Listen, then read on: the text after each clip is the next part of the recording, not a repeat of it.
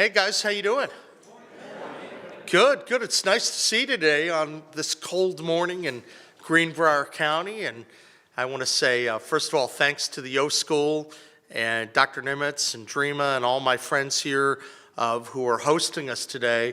You know, I actually wanted to do it out by the school, but it's a little bit cold today. So we're going to take advantage of the warmth inside and talk a little bit about infrastructure. But I'm so grateful that you're all here. And you folks are really at the forefront of so many big things. And I'm excited for the future here in southern West Virginia and especially Greenbrier County. You guys have a lot to be looking forward to in the future. I know we have some challenges, but we're also excited about the incredible opportunities. You know, I know that you guys are busy. I want to thank you for the work that you did with us on the Rural Health Transformation Program. Because of your work and that of many others, West Virginia was able to realize a significant grant, close to $200 million, $199 million a year. It's forecasted to go for 5 years. That's an opportunity to move the needle in West Virginia, to get really big things done. And that certainly will include Greenbrier County. And right now we're working with the legislature. We're trying to help ensure that they're moving the authorization through. That's what we're waiting on right now. So if they can move that quickly, we can begin to move the program forward in earnest, because everything's on hold until we actually can get that authorization. The way our systems work is that we can't take action until the legislature approves it because it's a new set of dollars. So I'm politely, respectfully, gently, but soon more firmly pushing the legislature to move forward with this terrific program, great result. So a lot of opportunities in front of Greenbrier County, but one of the things that I've really tried to focus on since becoming governor has been on the basics, the fundamentals, right? So I talk a lot about site selection, and we've had site selection announcements in Greenbrier County, right? And we're going to keep doing that. We want to help you have the ready-made plots, shovel-ready plots for businesses to be able to come in and locate. But when you're doing that, you also have to make sure that the infrastructure is in good order around you. And it might end up being the roads leading to the facility or the bridges, but it could also mean water and sewer. We know the importance of water and sewer, right, Commish? It's critically important, and we want to make sure that we're investing in that. And so we've been looking at every which way to take some of the dollars that are available through different programs and convert as much into water and sewer money as possible. I think that makes a difference. And the thesis behind this is that if you have enough investments in the fundamentals, then naturally more people are going to be coming to move to your state.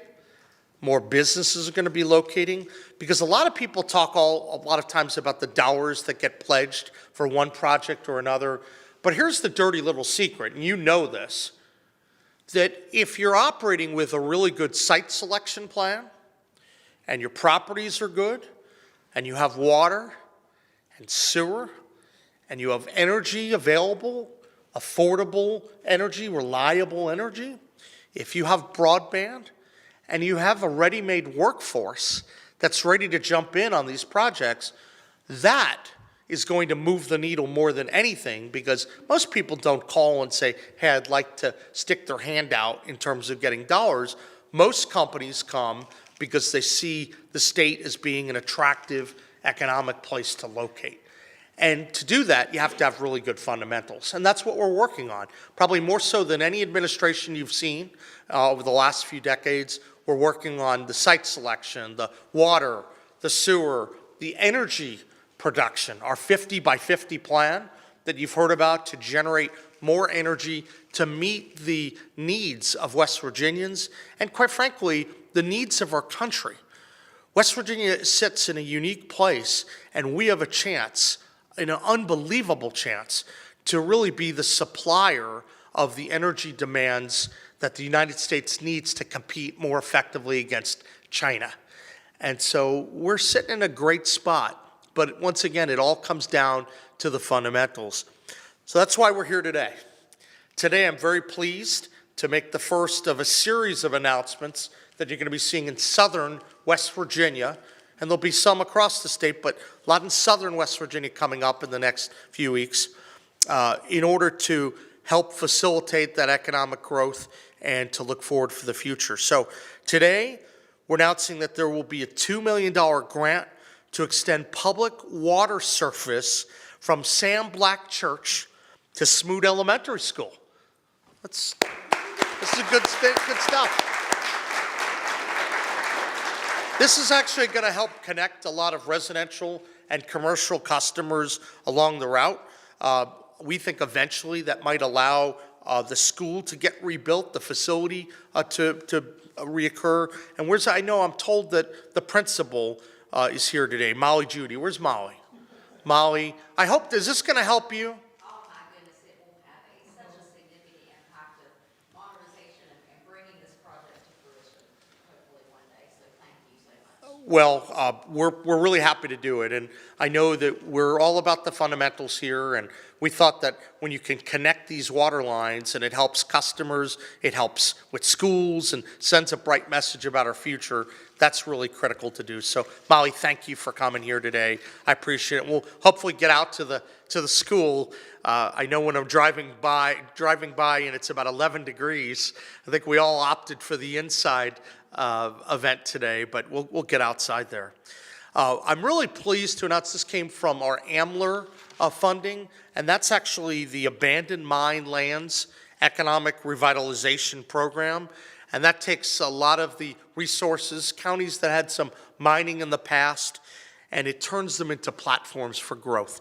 So that's where the dollars have come from, and I've been trying to dedicate more and more of that to the basics, to the fundamentals. You know, I'm excited about what this means for Smoot Elementary School and the reliability, the safety, the peace of mind, and the message that I'm trying to send for our kids, right? Our kids are our most precious resource.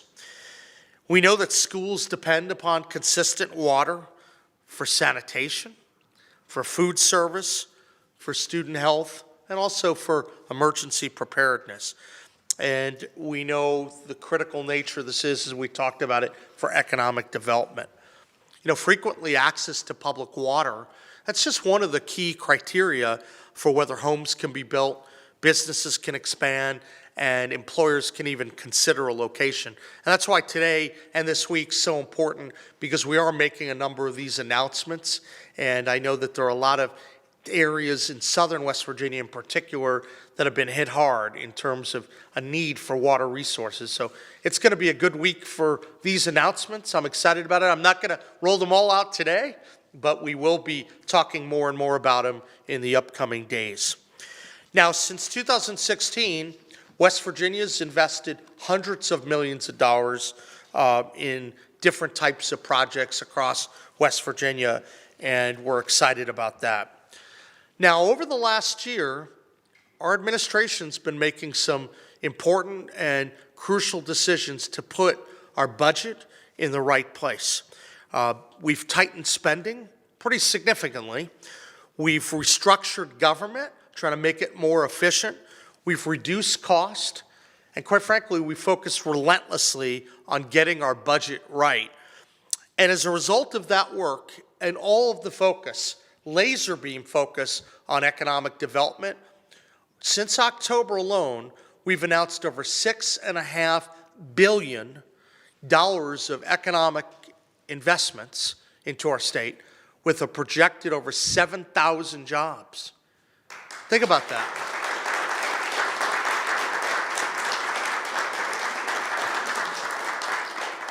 This is a really, really cool thing, but that only scratches the surface on everything that we're doing.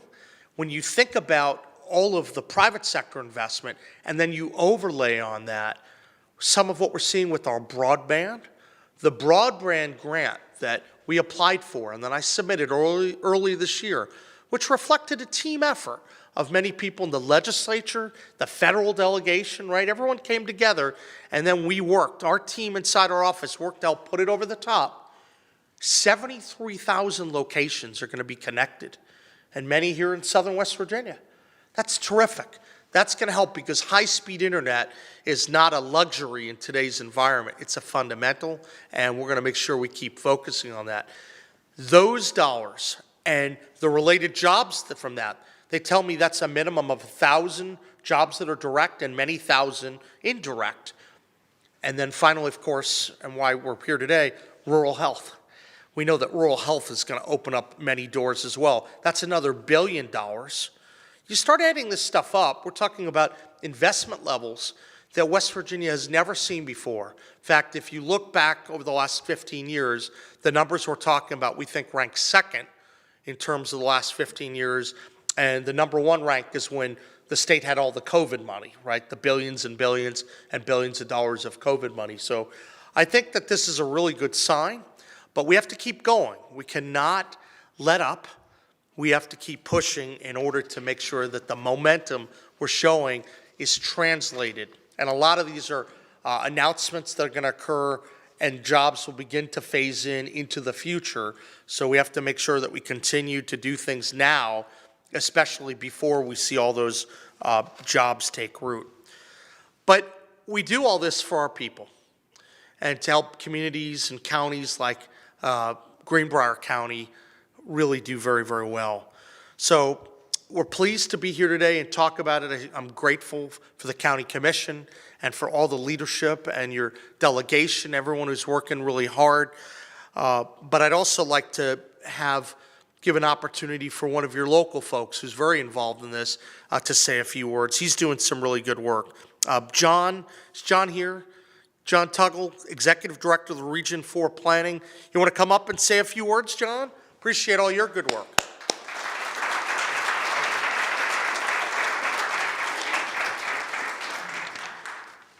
Thank you very much, Governor. And I've been around the governor and some of these other events, and I've heard you talk about the fundamentals a good bit. Yeah. Anyway, the importance of being fundamentally sound and developing these things gives you the opportunity to make good decisions. Yeah. And that doesn't happen in a vacuum. You mentioned a team effort. There's a team that is available, and a lot of them are sitting here today. It starts out with the Public Service District, sitting right here. Kevin and Donna are right there.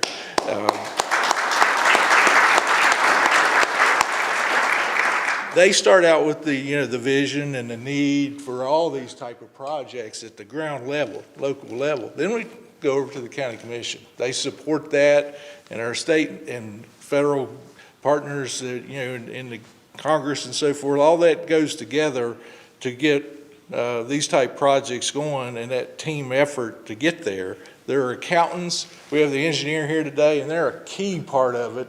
The Thrasher Engineering was involved with this, and they're helping the PSD with a lot of work across the board in Greenbrier County, and they're a critical role.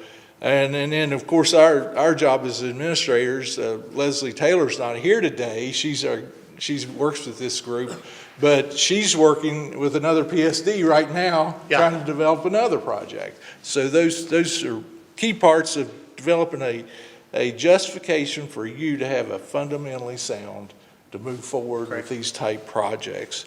And that helps with the local health, the well-being, and then also you mentioned workforce a while ago. This project is kind of neat because when you do a school like this, you're helping the workforce that's here now because you're helping their somewhere for the kids to be, plus the kids that have working adults, that's your future workforce. So you're hitting it right on the nose right there, Governor. So we really appreciate you, and thank you for all you're doing here. And it's been a team effort, and this will help Greenbrier County immensely as they spread across. They keep moving forward. They'll be back and be asking for more. And we'll be back too. So thank you very much. You're welcome. Great. Thank you very much. It really is a team approach because we can't do this without legislative backing, and we work on so many of these projects with the federal delegation, the local delegation. It's a team effort, and I always stress that because we have to make sure that we're working together as much as we can and not, wasting time and playing games. And that's what we're working on. We're working on the fundamentals, and I think that it's making a big difference, and it'll continue to make a difference if we stay focused on that. I also want to take the opportunity to recognize someone who's been working very, very hard here in Greenbrier County, Ruthanna Beasley. Where's Ruthanna?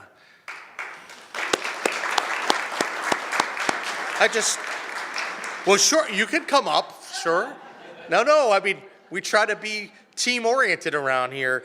We're really grateful of the work that you're doing, and we're happy to partner with you because I hope you've seen our economic development team is trying to work closely with the counties to make big things happen, and I know that there'll be a lot of other initiatives, so I don't know if you want to say a few words, by all means. Well, I didn't prepare anything. That's so okay. But I just want to say thank you.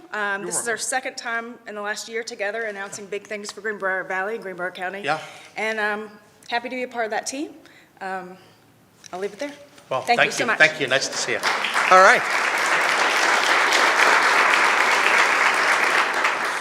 So look, we're going to have a number of additional infrastructure announcements coming out of this week. I think it'll be a big week to let people know that we are investing in the fundamentals, and that makes a difference. And it's going to really help West Virginia grow in a way we haven't seen before. I want to make sure people know we have to invest in the things to keep our community strong, and clean water matters, and we spend a lot of time. Look, we have a lot of needs. We're working hard on it, and we're going to continue to focus on it.